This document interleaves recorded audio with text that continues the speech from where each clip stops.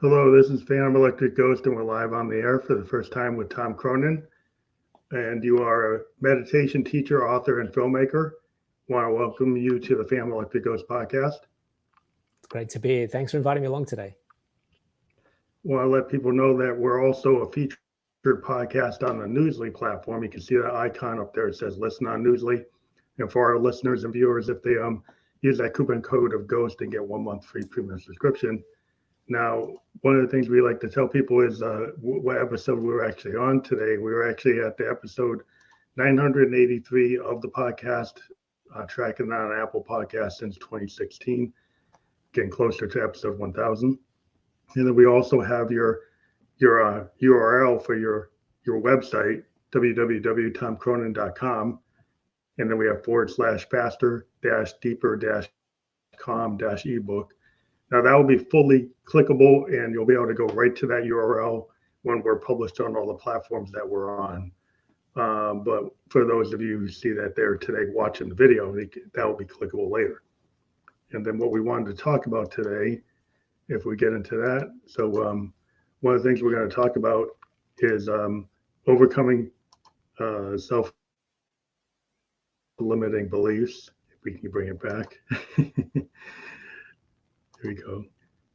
Yeah, overcoming self-limiting beliefs to really realize full potential. And that's what the focus is today. But maybe you can give a little bit of brief background. And as a transformation coach, meditation teacher, author, and filmmaker, I don't know which order you want to go in to give the folks watching some background on who you are. Yeah, thanks so much for opening up the floor and introducing me.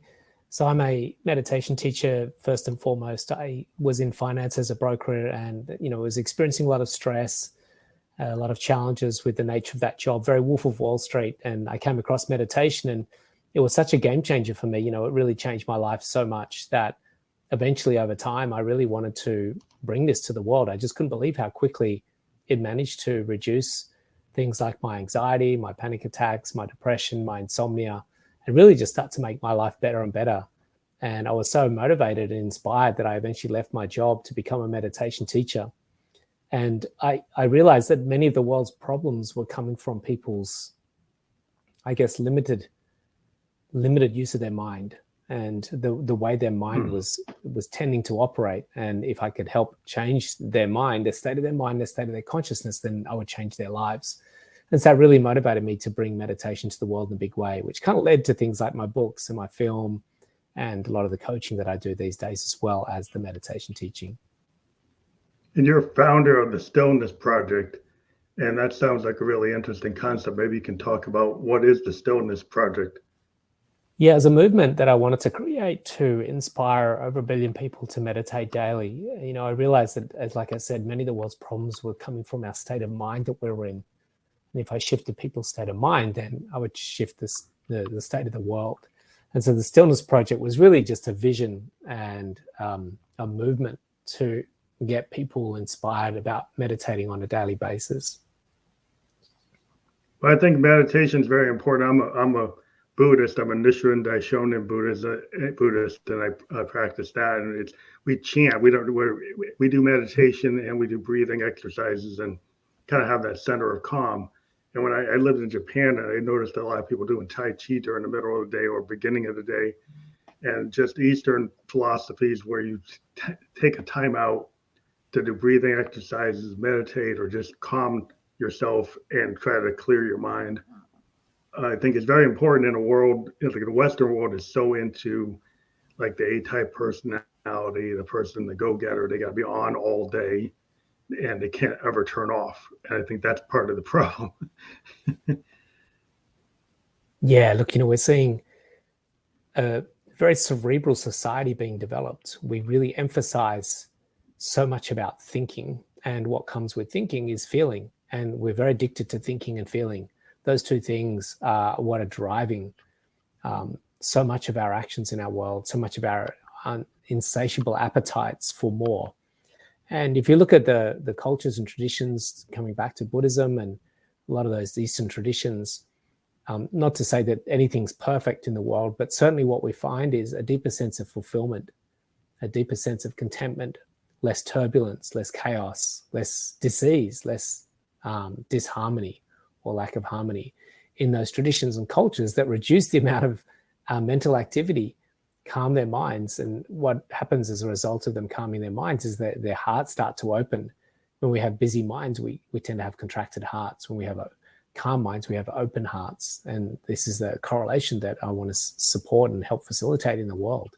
Calm mind leads to the ability to have greater compassion, greater love, greater empathy.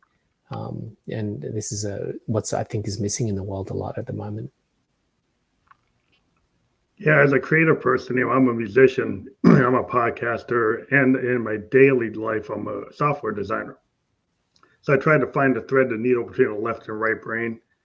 And I even before the pandemic, I decided to stop being a road warrior and to work remotely because I was not able to do my passions of like writing music. I like to write music, and I wasn't able to do that if I'm on a plane, I'm in the Uber, and I'm always away from home. And I started to say, well, why can't I just stand up and say, I can do this job. I don't have to be on the road. And then I could actually put time into my art. Which, then, just being able to get off the treadmill of being a road warrior was a big thing for me because it gave me more time to meditate and to do my Buddhist practice. So I think people have to start to like align, like, is this making you happy? And maybe that's your story, is like you were involved in finance, right? And so I guess it got to a point where it wasn't satisfying, wasn't making you happy, right? Yeah, we have this really beautiful inbuilt intelligent design within us. It's like a guidance system. And the guidance system is unhappiness. The guidance system is disease. The guidance system is discontentment. And what we want to do is we want to stop looking at the outside world when that guidance system starts to emerge, when we start getting messages inside of us. So, for me, I got a lot of anxiety, panic attacks, depression. And it wasn't like I was a victim of those circumstances.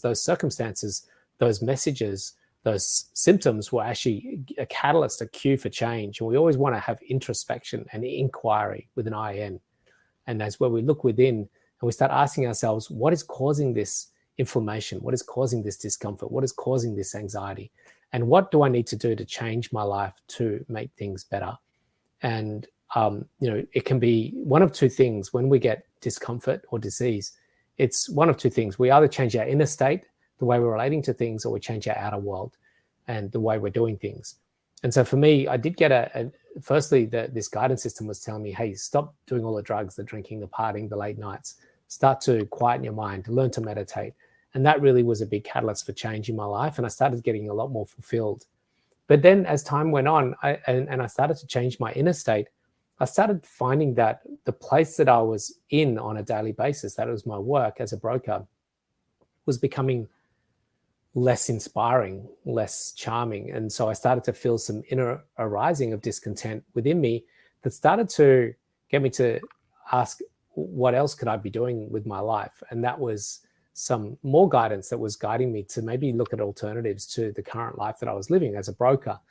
And that's what led me to start to do my teacher training and then become a teacher. And so again, always ask yourself, if there's some discomfort in your life, if there's some lack of harmony, look within and ask yourself, what is it that you could do differently that could be, this guidance system could be guiding you to the next thing. And so for me, I followed that guidance system. I listened to what was arising within my body. I became a teacher, and that was a real big game changer for me. I knew that this was the path that I was meant to be on, and that was really exciting for me and really led to greater harmony and greater fulfillment. Also, when I read your background, is like not only did you become a teacher, but you got into the arts in terms of film and book projects. And I'm a big believer in, I talk to creative people all the time. I talk to a lot of artists, multiple areas, from authors to film directors to actors, musicians. And I find that muse that a lot of times as kids we're told, oh, you can't do that. Go do something more productive, be a lawyer, be a businessman, be a doctor. But a lot of times the inner child, nothing stops you when you're very young from trying to do something. And then suddenly the world tells you, oh, you can't do that. You got to do something more practical. You got to do something that's going to make money. And art doesn't always do that. Art might be very soul satisfying, but it doesn't always ring all the bells in terms of, oh, I'm gonna make a lot of money and take care of myself and be secure. So there's a level of insecurity and maybe fear with being creative, and then people don't want to challenge that fear and don't try it. Yeah. The way I see creativity, excuse me, I've got a bit of a tickle in my throat from being traveling around the world for a retreat that I just recently ran. But creativity is something that we are custodians of. We are the conduits of creativity. We are the outlets for infinite creativity. Infinite creativity, the entire universe is creative, and it's looking for modalities, custodians, vehicles for it to express itself through. And we get these creative impulses as creativity is looking to express itself through someone or something. It could be a flower, that's creativity expressing itself. It could be a bee, that's creativity expressing itself. It could be an impulse you get to write a poem. It could be an impulse to write a film. Creativity is looking to express itself through you. And as those impulses arises, we want to follow the expression of that. And if you look at a child, like you said, children have unbridled expression of creativity. I've got 2 children, 21-year-olds now, but when they were kids, they were very creative. My son's a drummer in a rock band. And from a very young age, he was always wanting to express music through his hands. He was tapping on the table. Then we bought him a djembe. He was tapping on the African drum. And then we bought him a drumming kit. And the movement of creativity wanted to express itself for him through music. Mm-hmm. And particularly when we say music, that's again a niche, but there's niches within that niche. For him, it wasn't guitar, it wasn't singing, it wasn't rapping, it was actually through drumming. And someone else might have that expression through, pastels on paper. Someone else might have oil on canvas. Someone else might have writing a book. And if you get that impulse, when you see children, they just express it. They don't have any barrier to the expression of that creativity. They're not afraid of what people think because they're just finding unlimited, unbridled expression of creativity. And as you said, as we get older, we get, people in our ear, or we start listening to other opinions, or we get fear ourselves about judgment or failure, and that holds us back from that expression. So for me, I had a lot of expression coming through to make a film, to write books. And so I just allowed that expression to express itself. And of course, when we're doing things like film, it gets a little bit more complicated because there's a lot more other people that need that creative expression, like directors and editors.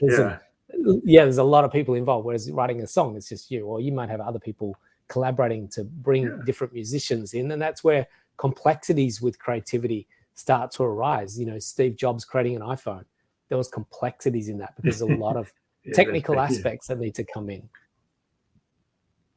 Well, I think the muse is I always liked I was really into Victorian poets, like William Blake and Tennyson, Longfellow, and the idea of the muse.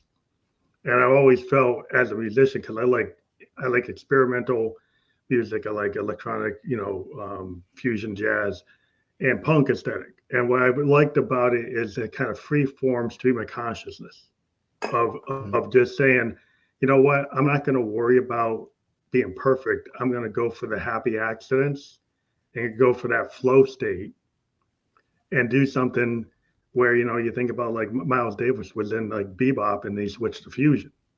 And there's like all these jazz purists said, well, that's not jazz. Because now you went to this weird discordant thing, and what's that? And it's got other things. That's not pure. But I think when you're like an innovator, like a Hendrix or a Miles Davis or Coltrane, they go into places where people are like, well, that's not really right. But they're willing to go because the muse is kind of telling them. And I think even with writers that have your own idea, like if you feel like there's some fear and judgment, like you said, if you put something out there, there's going to be somebody that hates it. There's going to be somebody that doesn't like it. And you might take it personal. But I think as a creative person, you start the fear of that happening. The creative drive outweighs the fear, and you actually go and do it, and you put it into the world. And I think that's what's really important, is when you can find a way to actualize that. Yeah, it's such an exciting area to go down and explore is creativity and the expression of creativity. If you think of some of the most recognized artists in the world, as you said, a few of them there, Miles Davis and Coltrane, and we go back any time where someone has broken ground and stepped over a line of consistency and familiarity. At the time, they're quite often ridiculed, but over time, through history, they're more often revered. And this is the thing we want to always remember. If you get a creative impulse that might not be a familiar sort of status quo with where the world is at right now, but you feel you've just got to express that. And it might be like, hey, you can't do that. That's like you're completely breaking the status quo of the way rock and roll is created. We wouldn't have Beatles and rock and roll music if they didn't break the status quo. We wouldn't have jazz. We wouldn't have, we wouldn't have Shakespeare, and this is the beautiful thing about art and creativity is that it usually is revered over time, but more often than not, at the time, it was probably ridiculed. But we've got to find that freedom of expression. I think it's important. Yeah, the pioneers at the bleeding edge kind of get hit. They get hit back with a lot of feedback, and and then you get people like a William Blake. He was not famous in his time, but he felt his poetry was so important that the songs of innocence and experience are etched in metal etchings with artwork that go with each poem. So he felt it was so important to put that poetry down. He didn't just put it on paper. He actually put it on these metal etchings with the art that goes with each one. And some people don't know that, but that's how he was found outside of his time to be one of the great Victorian poets. But he had the drive. And I say that's the kind of drive, like why you put something into the world, because he believed in it that much to be able to, put it into something permanent, to make it like eternal, which is interesting. I always found that very interesting to kind of. Yeah, I love that. And I'd like to inspire everyone listening that, we're custodians of this. We don't own it. We're just sharing it. We're sharing impulses. We're sharing creativity. So don't make it all about you. Make it a gift to the world. If you've got an impulse for a book or a film or a song or a piece of artwork, and I think of Banksy, he just makes it a gift.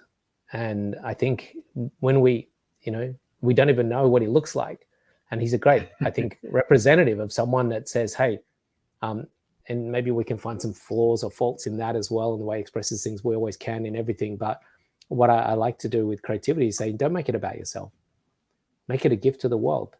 And you just never know where that legacy of you expressing that creativity will end up in years to come. Da Vinci as well wasn't recognized when he was around. It's years and years and generations, and if not millenniums later, that some people's artwork is still revered and respected and appreciated and savored today. So surrender it being all about you and your fears and your concerns about whether it's right or wrong or being judged or failing, but just create and put it out there and let it go. Let the attachment to it go, and just let it have its own then birthing. Give it to the world and say, I honor you, I respect you, creativity, and I'm interested to see where that goes in its lifetime.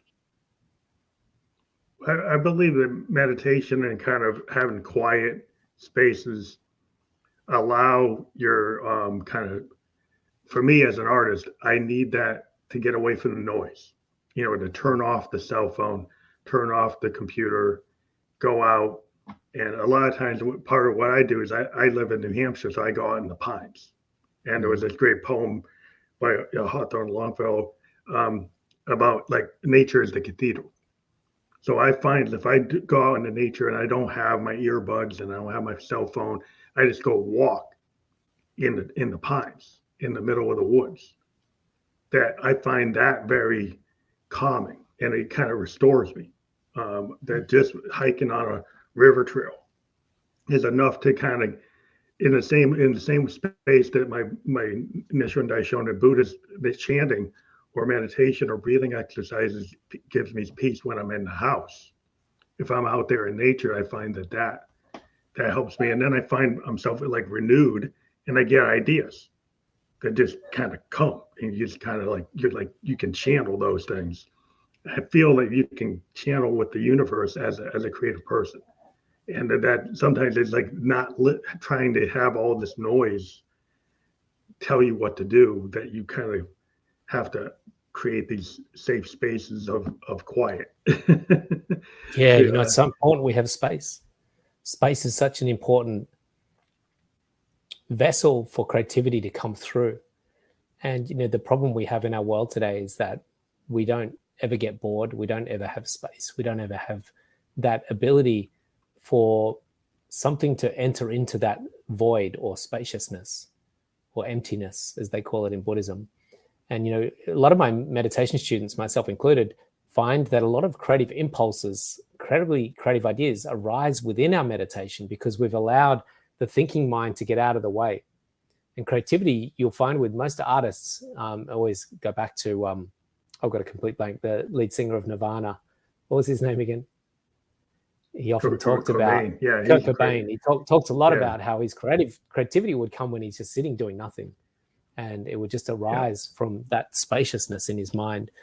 And I think we need to, ideally, as a species, to become more creative, more adaptable, and more expressive, is to create more space. And our phones, unfortunately, have cluttered up that space that we would normally have in our day, where we're sitting on the train or we're sitting on a park bench and there's nothing to do, nothing to think about. And these moments have been hijacked from us now, and they're filled in with scrolling through feeds and information flow. And I think it'd be good for us all to allocate portions of time each day just to sit and be and create some windows of time.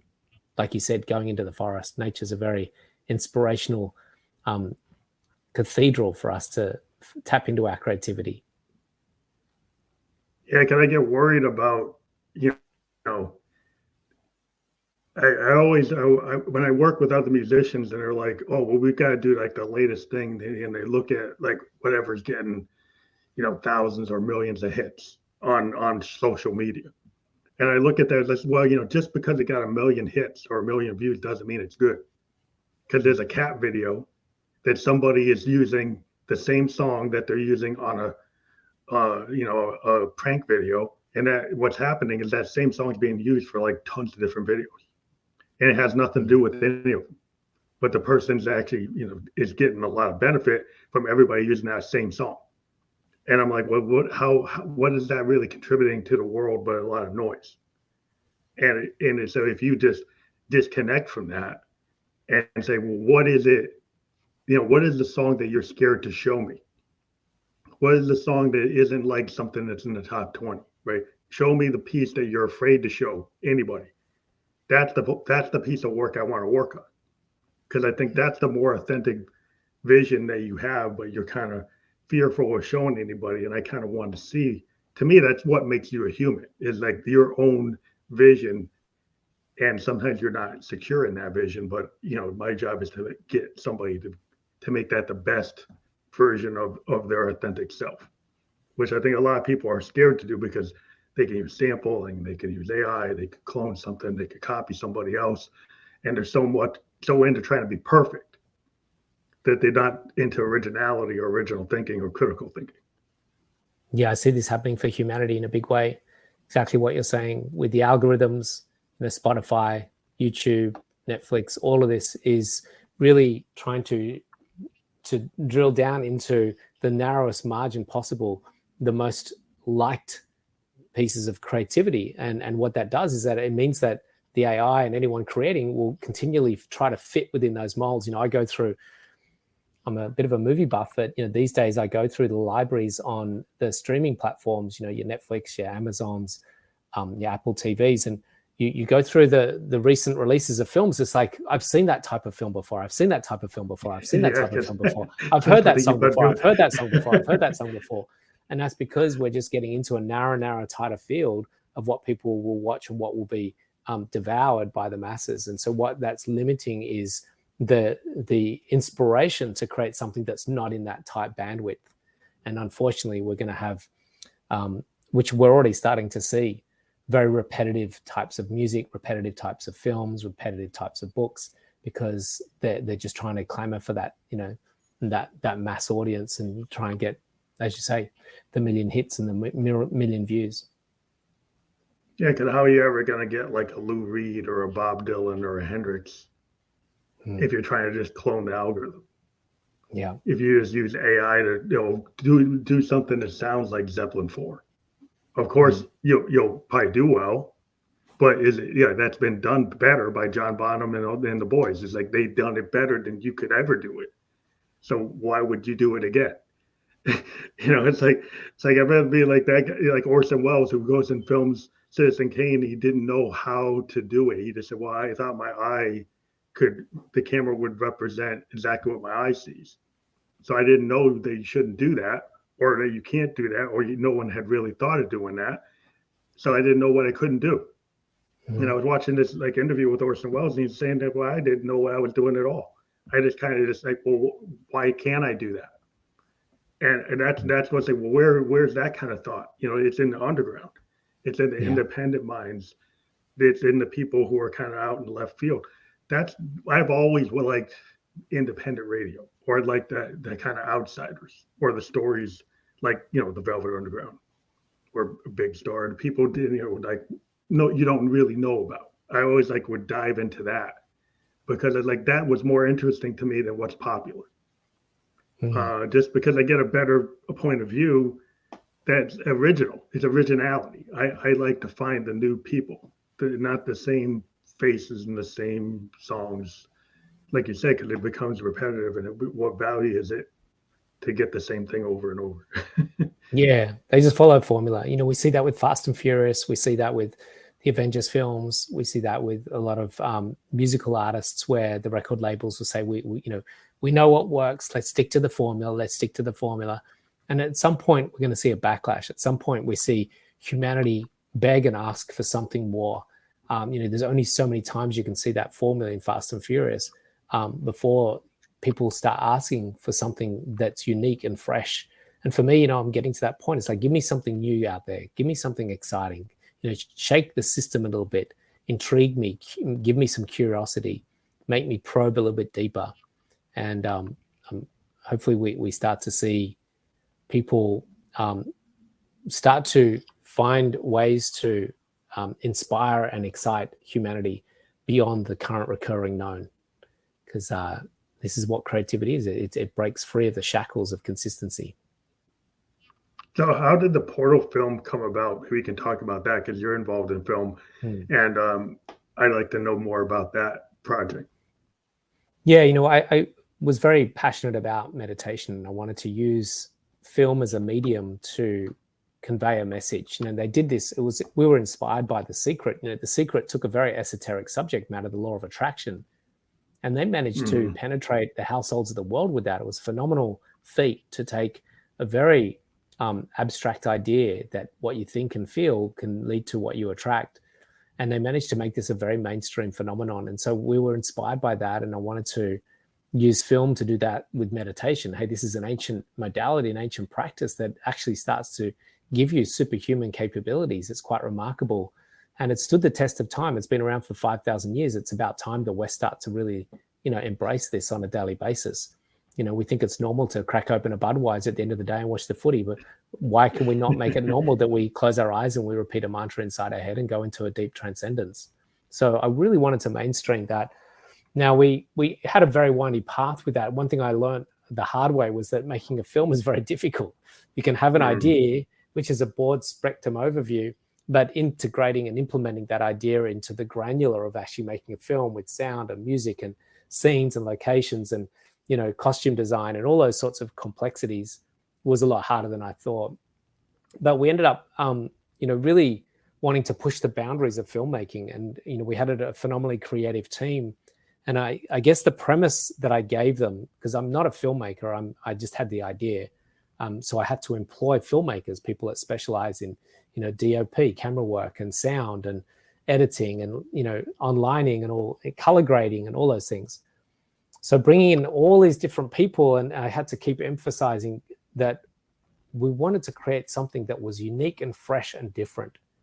Now, the challenge with creating something unique and fresh and different is that for a lot of people, it's almost hard to penetrate or hard to, embrace. I don't know if you've seen something like Red Lobster. It's a very difficult film to watch. It's not a mainstream film. It's not a Fast and Furious or an Avengers. And for that reason, it might not have huge commercial success. So we're trying to find this balance between it being unique and fresh and different and inspiring and something to talk about, but not too alienating that the audience couldn't actually digest it and integrate with it and be part of it.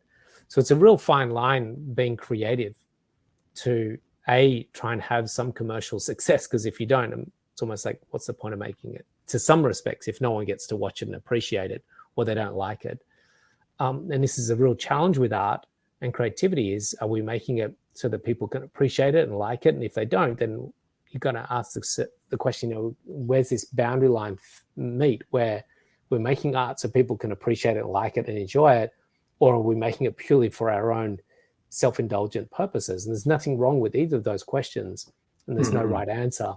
But for us to try and find the commercial success of that film, but also the uniqueness, is a really tricky line to walk. And I think we made a beautiful film. We didn't quite have the commercial success that we would have liked. And maybe that just hasn't come yet. Maybe that will come one day. But at this point in time, we made a beautiful film and it's out to the world now. We're gifting it to the world. Well, I think about, working with a team, with, like, if you're working on a project that's more than a one-person project, you got to employ like a whole team effort. It's like a sports team effort, or like even if you're a singer-songwriter and you're just by yourself, it's one thing versus like you're in a band, and then you're in a band, and then you've got to work with the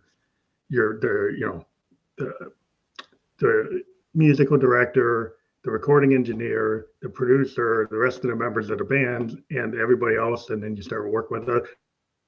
In order to get beyond your bubble of just playing in a bar, you've got to connect, and you've got to compromise, and you've got to learn how to be diplomatic, and you've got to figure out what works. And so it's a process. And so they kind of take this idea and make it so that actually people can understand it and people can digest it. Like you said, it has to evolve and it has to get, mapped. And, I think that's the whole process of creativity, when it goes beyond just like the one bright light in your head to something that you've got to execute.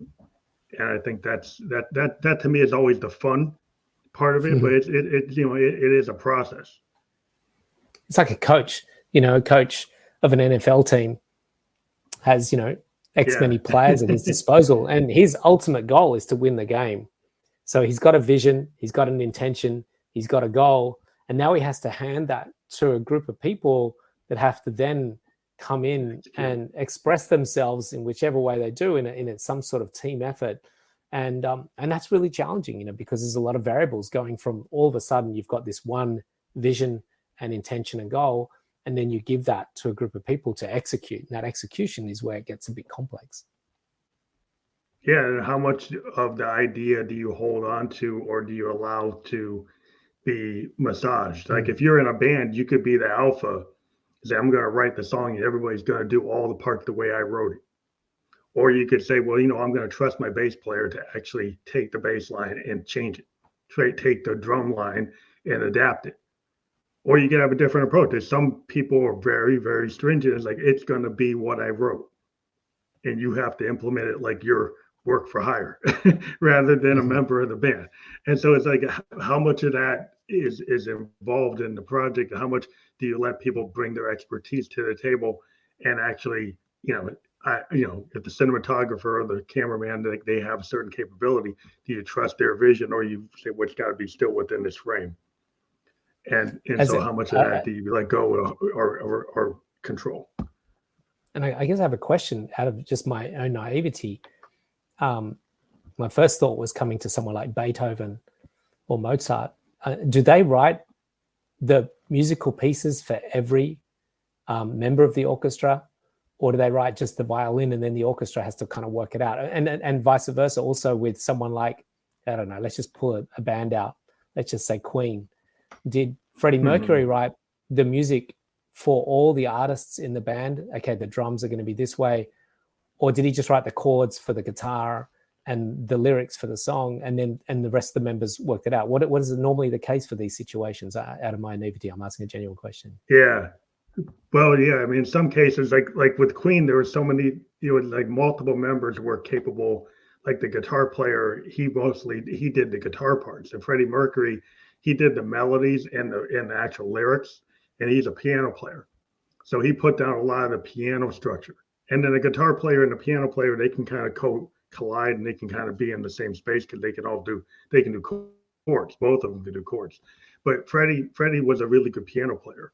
So he had a lot of vision, but he would kind of let the guitar player come in and write the part for that. And so some people in some bands, it's not like that. In some bands, like Pete Townsend with The Who was known for doing demos that almost are like that's 90% of the song. He would put down the drums, he put down the bass, he put down the guitar, he put down the keyboard.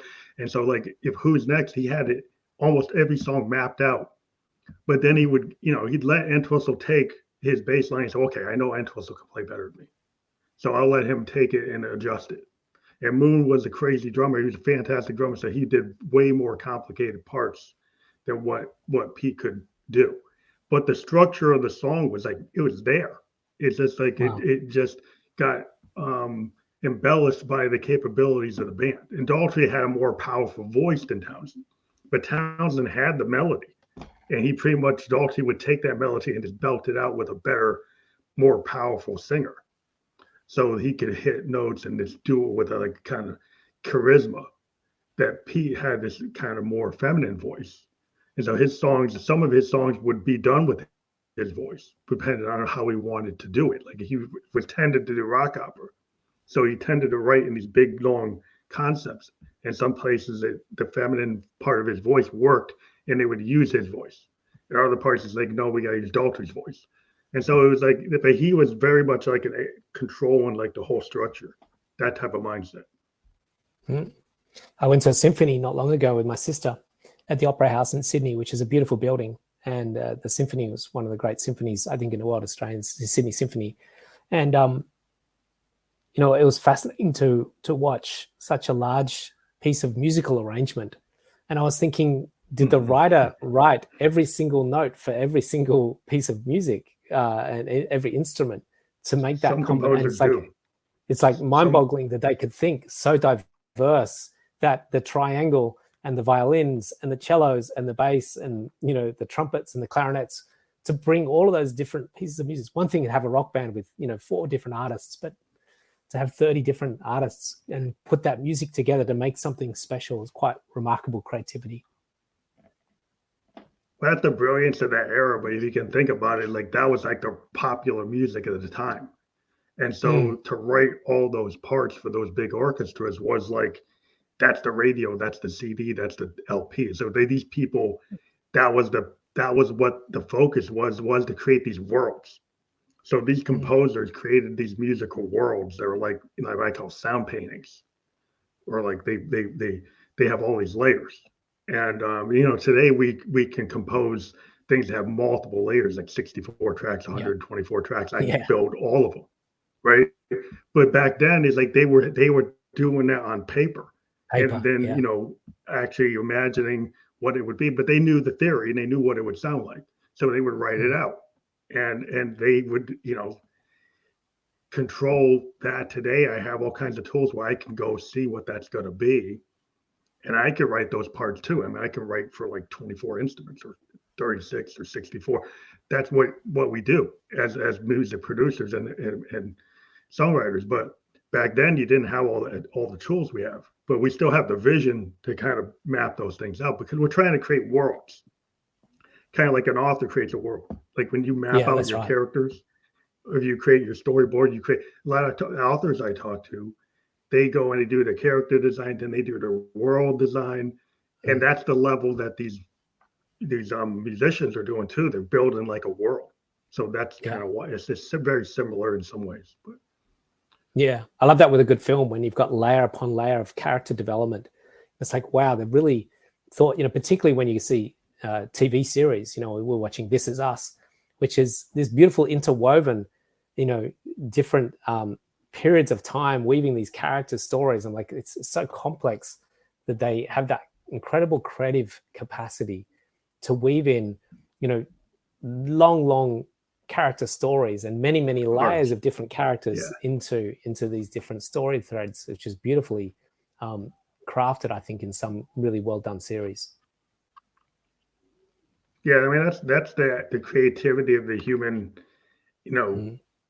our whole ethos is that we're all creative. But what I hate is sometimes as people act like you can only be creative if you're Beethoven or Chopin or Miles Davis or Alfred Hitchcock. I believe everybody can be creative. Now, certain people have certain like alpha capabilities. They're going to be like the best of the best, but it doesn't mean that you shouldn't try, that you shouldn't express yourself. Not that you're going to be in different classes, but I think what each person does individually can be super beautiful. And so that's where a lot of people, get discouraged from doing art. And I think art is like therapy. Art, I use it as a catharsis to get through a lot of my work. I could put down like 100 demos, and maybe a lot of it's cathartic. But I look at it as like, those 100 pieces of work, by the time I get to the one I release, that was all steps on the road to get there. I don't look at it as a failure. I look at it as like it's a process. And that's why I think a lot of people like make judgments where they think they're failing at something. It's actually a process. And I think it's important for the audience to listen, that are listening in, that art doesn't have to be limited to writing a book, a poem, a piece of music, or a painting.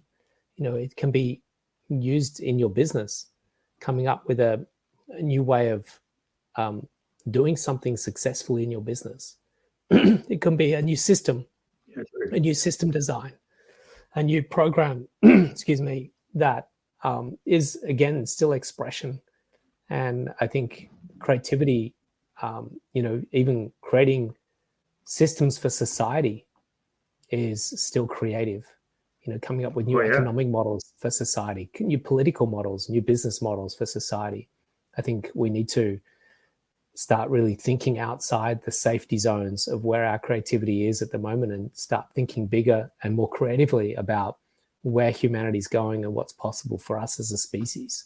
That's creativity, thinking of a new blueprint for humanity, a new way of living is very creative. There's a lot of things that are done, like, in software design. What we find is sometimes our happy accidents, we're coming up with something. We've built a lot of things that are like we haven't done before. And we have managers like, oh, we're trying to track it. Like, well, how do you track something you never did before, right? How you know, that you're going, when you're going to be done. And a lot of times we have what we call happy accidents, where we actually came up with something that wasn't part of the plan, but we believe in it so much, we go push to the management and say, hey, this isn't really what you wanted, but this could be the thing that's going to make the company. It's like we didn't really, this wasn't what we're supposed to be doing, but we found something, and we think you ought to look at it because this thing we could actually, it could be big, and it wasn't the original plan. And you have to have people who are willing to like think that, or you get somebody who said, well, I got to do A to Z, and that's not part of my A to Z, so we're not doing that. And that's where creativity is such that sometimes things come out of the blue, or they come and it wasn't intended.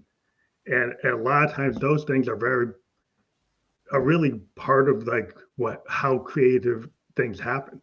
Sometimes it's not highly planned. It's like an accident. There's a lot of things that have been created in labs. They're like, oh, this is sweet. We could actually use this, or this does this, and we didn't know it could do that. And it has unintended consequences. Like, oh, you have to be willing to like entertain it when it comes to you. Like the universe gave it to you. You're like, are you going to ignore it? Yeah. Yes, an exciting time. Everything is creative. I'm looking at you and your microphone. There's your hoodie, your glass rims, the lighting in the room. I mean, everything about our world is a creative expression. An amoeba, a bacteria, an algae, a fungi. It's all creativity. The universe is constantly creating, constantly 24/7 for eternality. Solar systems, galaxies, clusters of galaxies, from the micro to the macro. And this is the thing, is that there's so many expressions of it.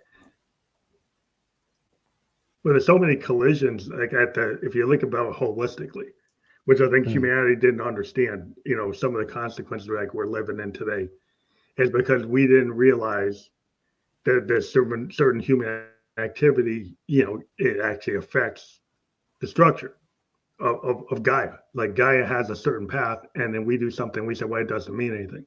Well, it does.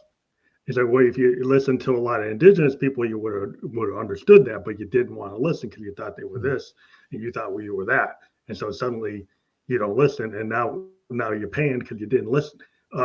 So I think a lot of things is people don't understand, like the animals that are important. Is, well, this animal is, or this insect isn't important. It's part of a whole structure.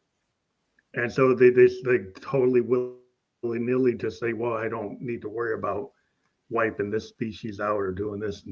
And now it's starting to kind of pay the piper, that you actually have to look holistically at things. You can't just be narrow-minded and say, well, it doesn't matter. Just like words matter. People can say, oh, my words don't matter. And like, how many people have trauma because of words? But they was, oh, it doesn't matter. It's like, well, it does matter. Yeah, wise words indeed.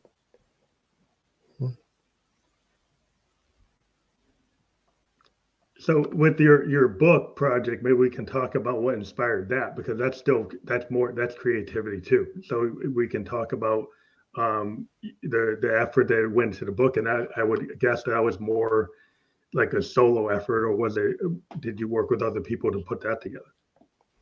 Yeah, it was an interesting idea with the book. We knew that from making the film, we had interviewed a number of people that shared amazing stories and amazing insights. And so we decided that there was an asset there, which was the transcripts. And so we took those transcripts, and we knew if we could take them and mesh them together like we did with the film, but into a book.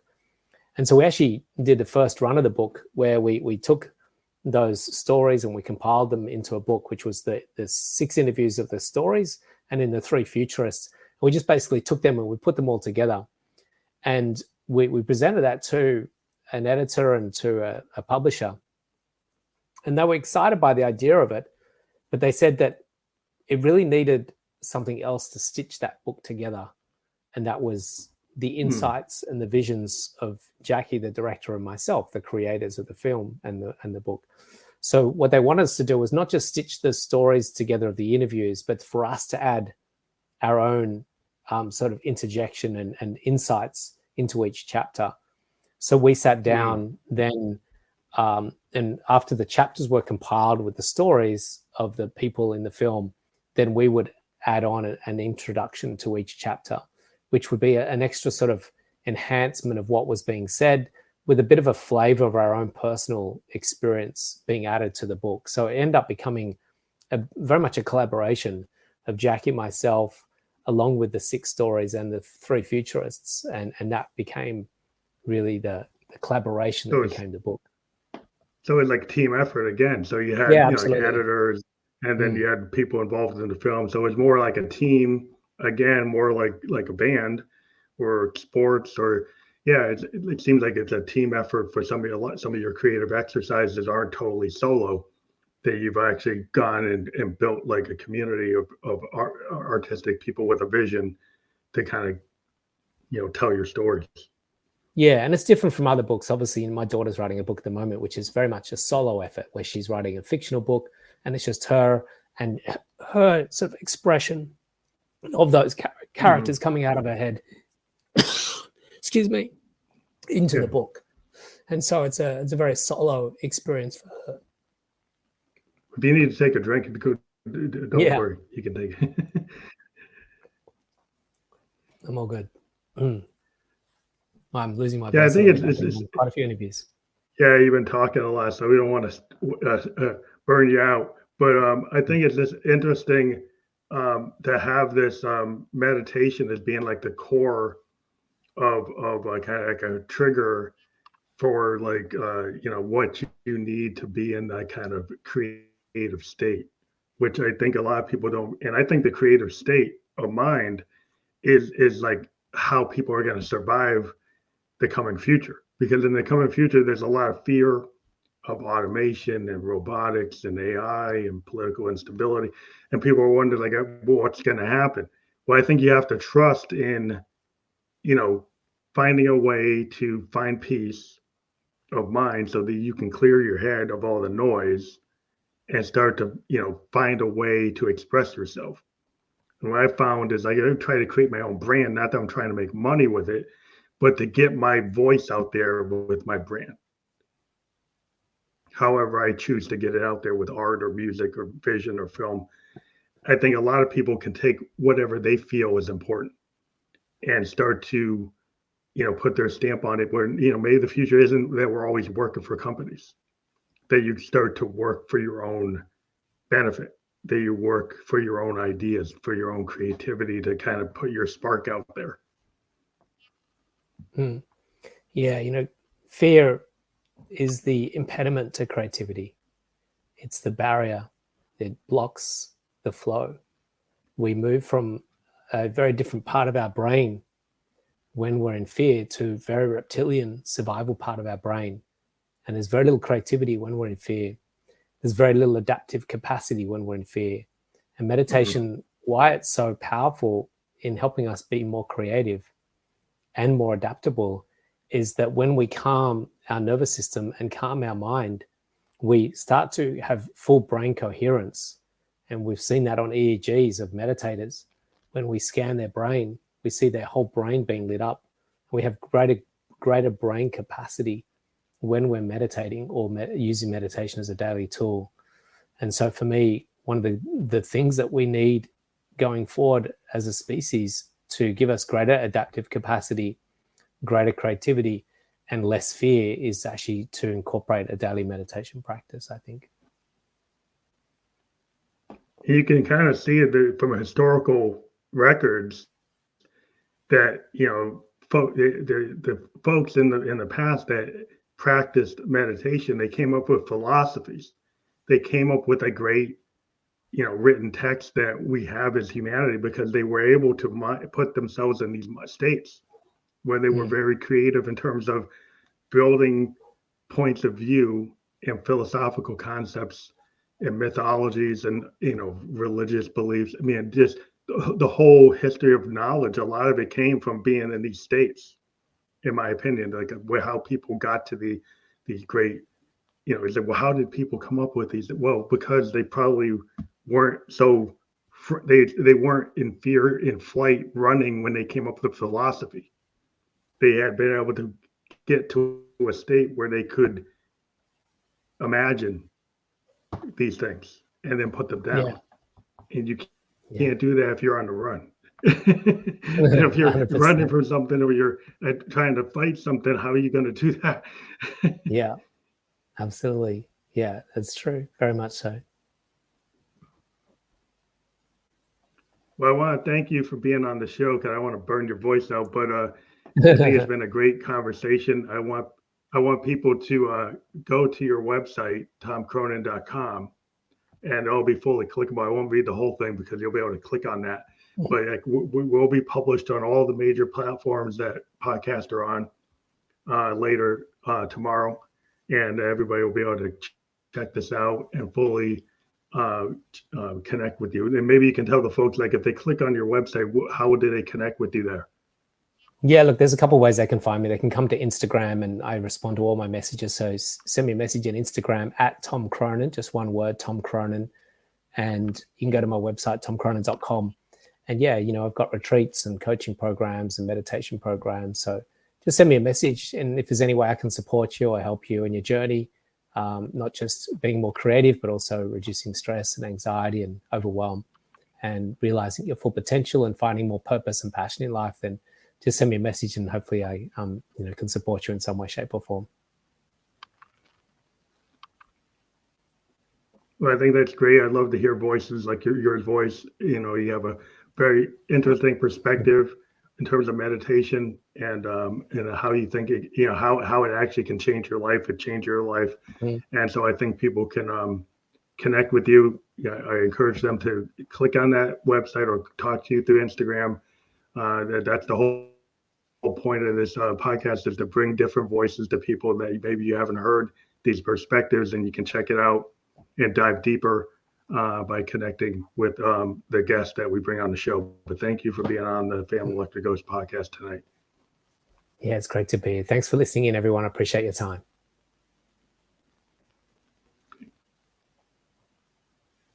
Have a good night.